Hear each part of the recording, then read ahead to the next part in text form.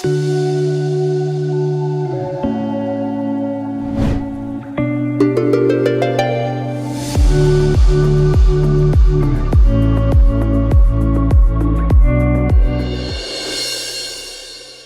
Cathy. Namaste, Babita Jan. I'm happy to welcome you in my show. Thank you very much for having me. आज हामीसँग यस्तो व्यक्तित्व हुनुहुन्छ हाम्रो अतिथिको रूपमा उहाँ चाहिँ नि क्याथी ओटन क्याथी ब्रिटिस पत्रकार हुनुहुन्छ र बोल्टन युनिभर्सिटी म्यानचेस्टरमा पत्रकारिता पढाउनुहुन्छ र उहाँ चाहिँ नि लेखक पनि हुनुहुन्छ वार रिपोर्टरको रूपमा उहाँले 5 वर्ष इराकमा बसेर काम गर्नुभयो र उहाँले चाहिँ नि किताब पनि लेख्नुभयो यही यो विविध सेरोफेरोमा रहेर आज हामी चाहिँ उहाँसँग कुराकानी गर्छौँ र उहाँ चाहिँ एउटा जेआइजी यो चाहिँ नि एउटा अर्गनाइजेसन हो जो चाहिँ नि जर्नलिजम इनिसिएटिभ अन जेन्डर बेस्ड भाइलेन्स भन्ने संस्थासँग पनि आबद्ध हुनुहुन्छ र यो सिलसिलामा उहाँ चाहिँ मिडिया एडभोकेसी ग्रुपको एउटा कार्यक्रमको सिलसिलामा काठमाडौँ आउनुभएको थियो र त्यसै क्रममा चाहिँ आज हामीले उहाँसँग कुराकानी गर्नको लागि चाहिँ गइरहेको छौँ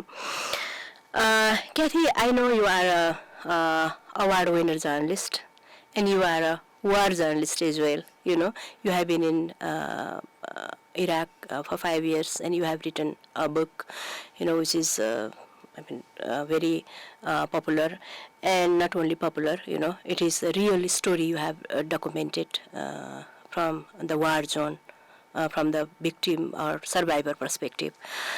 Let's start talking about your visit in Nepal. Oh, well, thank you so much for having me here. I appreciate it, and it's wonderful to visit the office and the paper and the organisation. Thank you for having me. It's been a wonderful time here in Kathmandu. We had a great workshop yesterday with MAG, the Media Advocacy Group. I met some wonderful journalists. But what's really surprised me about Kathmandu is the amount of wonderful cultural and historical sites the city has. I didn't know that when I came here.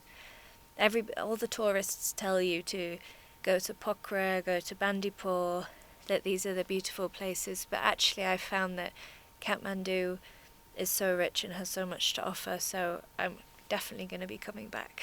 Okay, did you manage to go outside of Kathmandu as well? I did go on a hike on Saturday from Nagakot to Dulikhil, and yeah, that was great. That was really nice. And other places? No, that's it for this trip. I've been to Buddha Stupa, and the Monkey Temple, and Pashupatinath. Oh, Pashupatinath, okay. Pashupatinath, yeah, which was a fantastic experience. In Pashupatinath? In Pashupatinath, because the rituals around death here are so different to the rituals in the UK. So I really learnt a lot. And it's so peaceful. It's not at all a sad or a depressing place. It's actually a place where you can think about life and death mingling. So series of dead body also you... Yeah. You have seen that? I have seen that before, but in very different contexts. Yeah. I mean, I think this was almost the opposite. The opposite of war and the opposite of fighting. Seeing a kind of natural ritual around death as a way for grieving families to be at peace with the soul passing on. I think when you observe death and suffering in the war zone, as I'm sure many of your listeners know, it's not peaceful at all, and it seems like somebody has just been stolen away at the wrong time. Yeah, very true. I think you have been in Royal Palace Museum as well? Yes, yeah. I also visited the Royal Palace Museum on my first day, but I have to say I didn't really understand the kind of cultural and historical context of the museum very well because I just arrived in the country. It would have been great to have maybe a little booklet or some more information about the royal family and about the conflict and about the rooms that I was seeing. Okay, so as a foreigner, you didn't get that much information that you needed, right? As a foreigner, I did find some information, but I think being a journalist, I always have so many questions and I wanted to know more, you know. especially seeing the place where your former king was assassinated. I wanted to know when that happened, why, more background detail.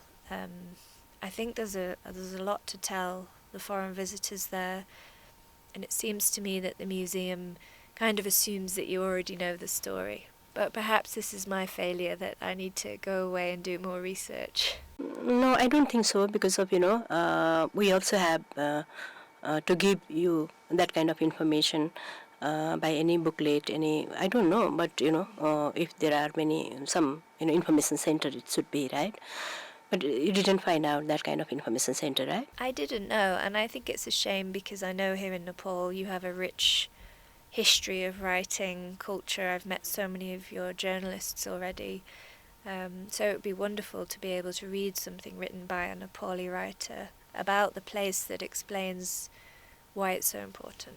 So you have visited so many countries. So what special you have find out about Nepal?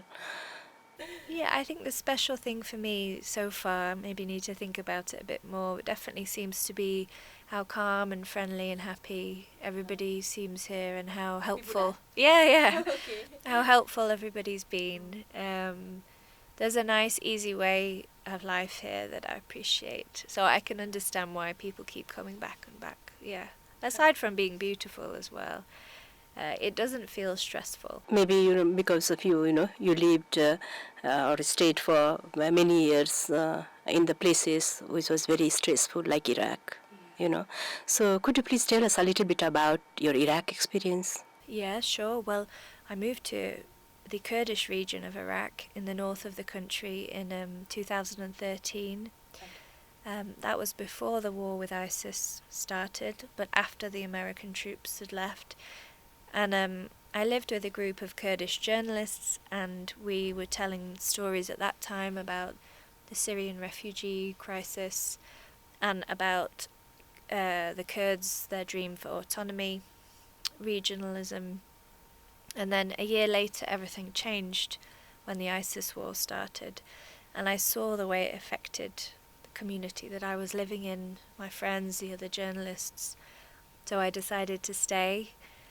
But those were difficult years, and I saw the way that the conflict affected all of us on personal levels.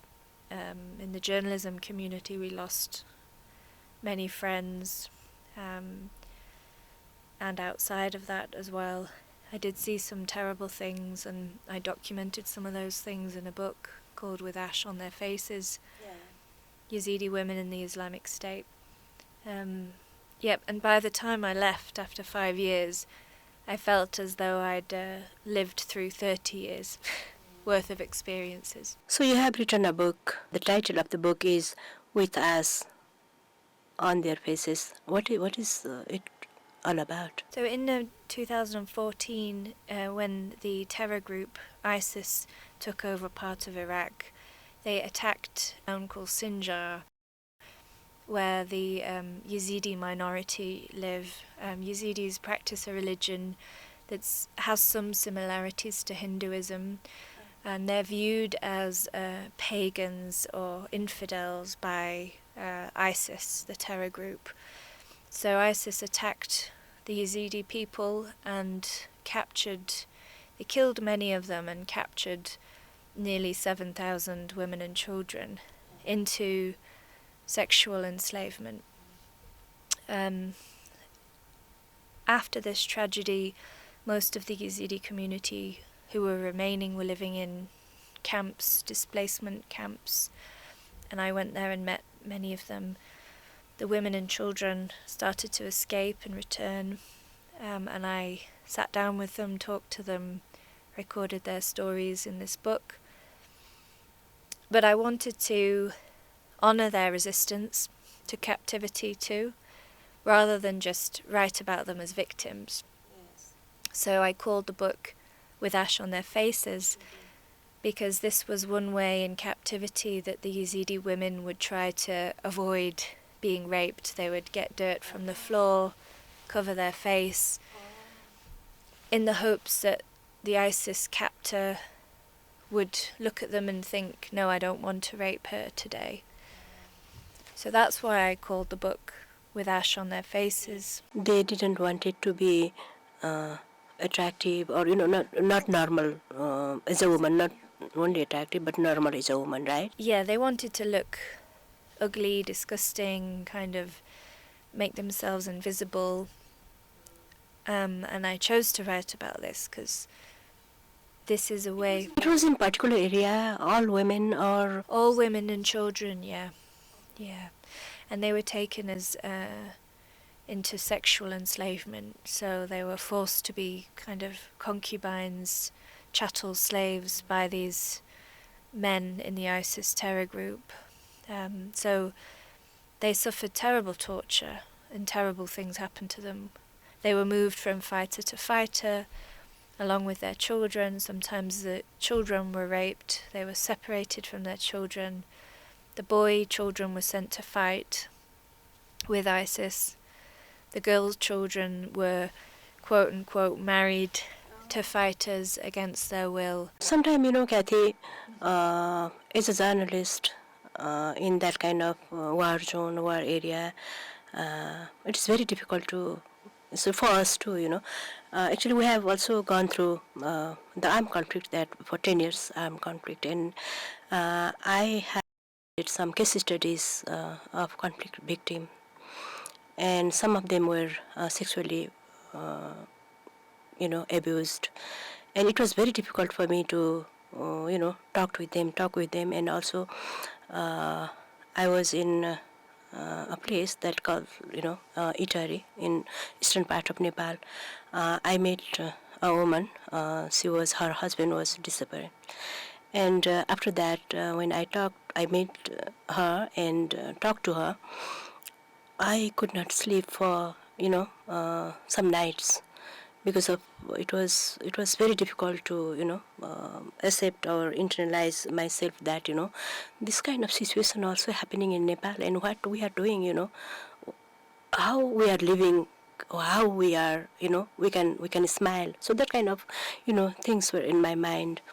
So do you have that kind of experience? Did you maybe in that kind of situation it was so traumatized, and some experience you have to... Yeah, I think after writing the book, after doing so many interviews with women who'd suffered such terrible torture and pain. No, they suffered that, yeah. But I think I came away from that feeling quite hopeless about the world, and feeling that nobody cares, especially in terms of international human rights laws and treaties. I thought, what's the point in all of this, if they don't help these people? So that was a very difficult period of time to get over, but I think as journalists we always have to remember that we're there to write their story, that it's not about our pain. And I tell you what, Babita, one thing that I wish is that our politicians around the world would sit down with women who've experienced this, because then maybe they would understand and maybe they would act with more haste when it comes to getting justice, to improving the material circumstances of their lives. Maybe they would understand, because us as journalists meeting these survivors, it's clear, isn't it, what they need. It's very clear, but it is not happening around the world, including Nepal. In our country also there are, thousands of cases registered in the Truth and Reconciliation Commission, but it is not, still, people are waiting for justice. Do you remember the incident or case study you have documented, some, that unforgettable, or it is very difficult to, remind again, or... Yeah, I think a couple of cases come to light. There's one I remember of a woman, interviewing a woman about her experience escaping from ISIS captivity in Syria. She fled back to Iraq, but it was a very dangerous journey. She had to hide at the checkpoints, pretend to be somebody else. But when she was in captivity, she lost 3 of her children were killed in different circumstances, poison, dehydration, neglect, because they were living in such awful circumstances and being tortured. And I think that was a story that really stuck with me, because the woman I interviewed, she was so hopeless, and it was very hard to be there and sit there and not be able to provide any answers or do anything. And in those moments as a journalist, you feel that you're being selfish, that you're just coming to take a story and leave, and you're not going to make their lives any better. So I remember that was very difficult. And what I tried to do was just, I asked the woman about, her husband had also been murdered by the group, by ISIS. But I asked her about when she was young, when she met him, happy memories. So I tried to understand who she was apart from her pain and misery, but that was very difficult. I read about you that, after this, written this book, or after coming back from Iraq, you have gone through some psychological trauma as well. I don't know if I would say trauma, but I definitely felt depressed because it was such a sad topic to write about, yeah. Because of the nature of the work that I did feel depressed and sad, and it's very hard, I think, especially if you're a journalist with a social conscience and you want to see change and there is no change. It can be difficult to battle those demons, especially if you feel that editors aren't supporting you, or if you feel that you're on an insecure contract. All of these problems make mental health issues worse for journalists. Let's talk about women journalists and journalist situation around the world. You teach journalism as well. What is the situation of women journalists in Western media? Yeah, I think, like everywhere, women journalists experience harassment in the newsroom, online especially. I know that's a problem here. Yes. I think you told me 88% of women journalists.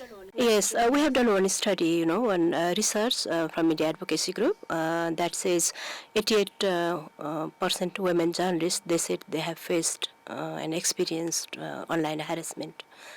And remain, they said they heard about it. I think our figures in the UK, actually in the US, are similar. I can't remember the exact figures, but I know certainly a large majority of women journalists experience harassment in physical, online, via different social medias, and those rates rise for journalists from minority religious or ethnic backgrounds, so Muslim women journalists in the UK, black women journalists, or those from LGBTQ communities. It's a really sad situation, and it's a freedom of expression issue, isn't it? Because just think about who we're not hearing from, the people who are too scared or worried, who might have important things to say. So harassment really shuts down conversations that we need to have and stops women from fully participating in society. It's a human rights issue, really. And around the world it is happening, right? Like we think in the world we live, we think like Western media is not like us. It is different. But I think we are going through we have to cross same glass ceiling. I think there are a lot of similarities, yeah. Unfortunately, sexism in the media industry is widespread. I think there are a few media organisations where they've done a lot of work to tackle this and things might be better. So not every media organisation is the same. But when I'm in the UK and I go into a news agent, you see, a local shop, I look at the papers, I see so many terrible sexist headlines, and so many headlines that reveal attitudes of hatred towards women in politics, women in society, celebrities. So all of these things affect women journalists. Even for women in politics, right? Absolutely, yeah. You said? I showed a few examples of UK newspaper front covers yesterday in our workshop session, and in one of them, the subject matter, it was from a tabloid newspaper called the Daily Mail, which is very sexist, and it was all about the deputy leader of the Labour Party, of the opposition in Parliament, and the story, the whole thing was that she was wearing a skirt and that she moved her legs. And the journalist writing this said that she did this to distract the Prime Minister. So it was ridiculous. It's like a bad joke, you know. It's accusing her of using her sexuality to... Not the issues. Not the issues, nothing about her policies or the Labour Party policies. There's another good example. So they were focused on their body, right? Focus on the body, not the policies, which is dehumanizing. There's another good example. About a month ago, there was a meeting between the Prime Minister of New Zealand, Jacinda Ardern, and the Prime Minister of Finland, Sanna Marin. They met in Auckland and had a meeting and did a press conference together afterwards. And the first question was from a male journalist. And there's a video of this you can watch online. And the male journalist stands up and he says to Jacinda Ardern, he said, "Oh, you must have been so happy to meet Sanna because you're the same age and you're both women." And Jacinda Ardern looks at the journalist and says, "Would you have asked Barack Obama that when he met John Key, another same age politician from New Zealand?" Same sex, or, gender. Same sex. And she says, "Actually, we're meeting because Finland is a really important trading partner with New Zealand. We were discussing environmental issues, energy security," and she really did such a good job of putting him in his place. And it was so revealing, because it's like even in 2022, women politicians around the world still have to deal with a focus on our bodies, our age. And all of it is a way to diminish us and a way to avoid talking about real change and real things that matter. And they both were head of the government, Imagine. Imagine, both of them have risen to the very top positions in their countries. I mean, can you believe it? Why it is happening, around the world? I think it's a backlash. I think it's a reaction to change. It's a reaction to the fact that we do have women in governments now and that they can achieve high positions of power. But there's still a segment of society and the media, unfortunately, that wants to bring them down, that wants to humiliate them, degrade them, treat them like children. But to me, it's part of the process of change. They want to tell you you don't belong. They want to make you feel uncomfortable so that you will leave. This is not for you. Yeah, change needs to come from journalists. Male journalists need to take women politicians seriously.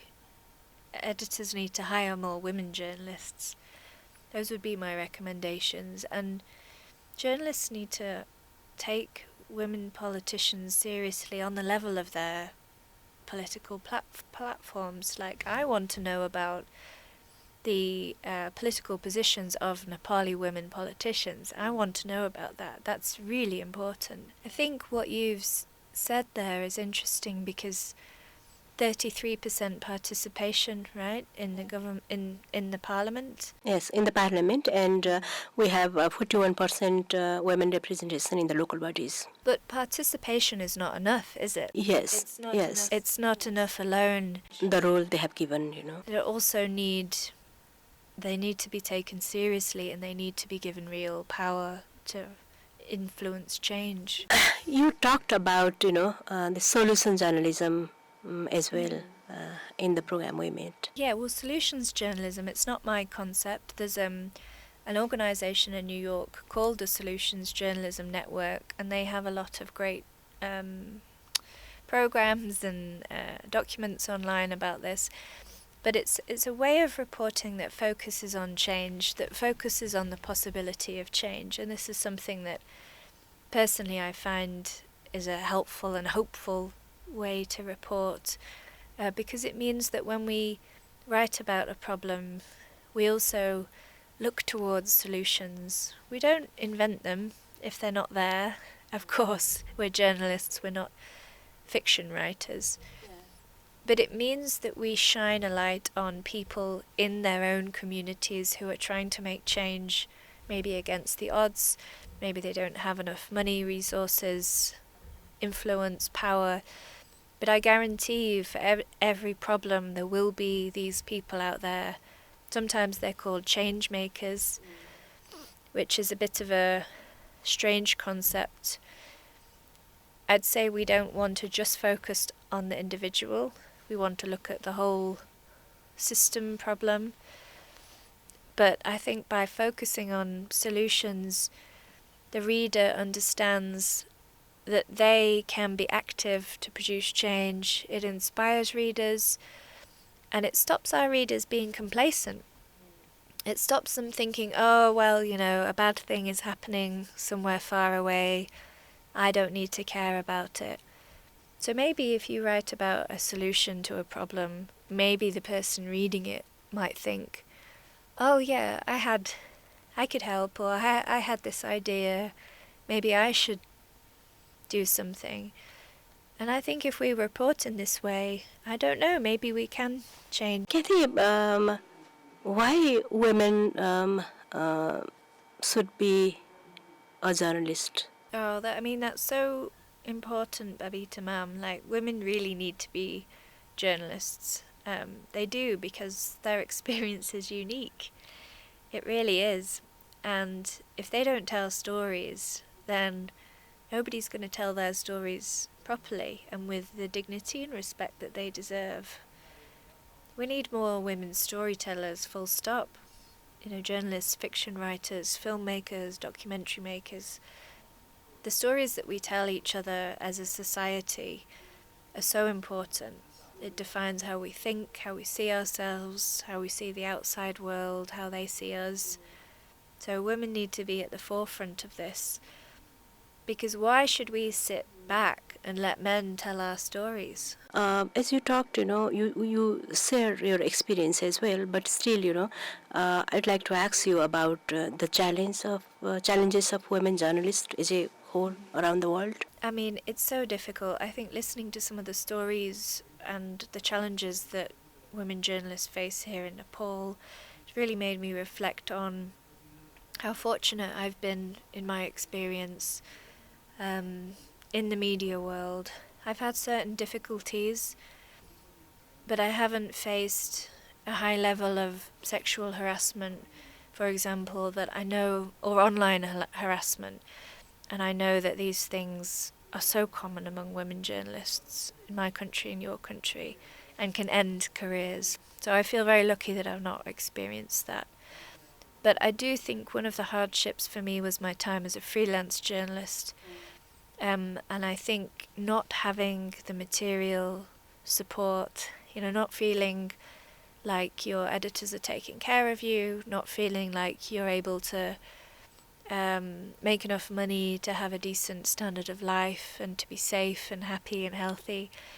These things are big, big problems for journalists across the world, especially women journalists. Too often I see male journalists promoted and women journalists are kept on insecure contracts or freelance positions or badly paid positions. I'm sure this is the case here as well. And that is another thing that pushes women journalists out of the career. And while their pregnancy and also, after baby, it is, it's happened in Western media as well, media houses as well. Absolutely, yeah. I mean, in the UK, the cost of childcare is a big problem for women who want to go to work, and maybe their partner also goes to work. Who's going to look after the baby? On the whole, we don't live with our extended relatives.